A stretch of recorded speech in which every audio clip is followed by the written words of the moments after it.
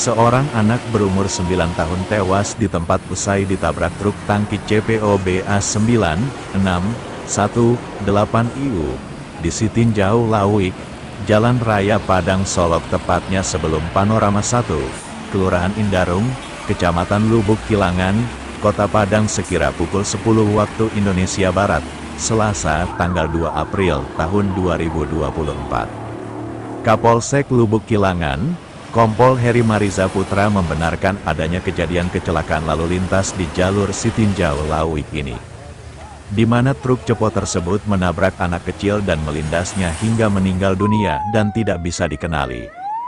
Saat ini, personel masih di TKP dan untuk sopir telah kami tahan di Polsek Lubuk Kilangan. Untuk perkembangan selanjutnya akan diinformasikan lagi, ujarnya.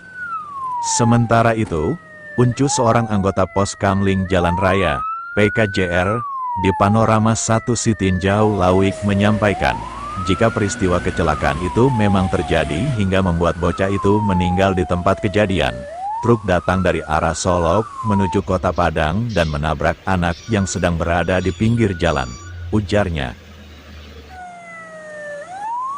Tim Kaba Balai Gadang melaporkan dari Sitinjau Lawik.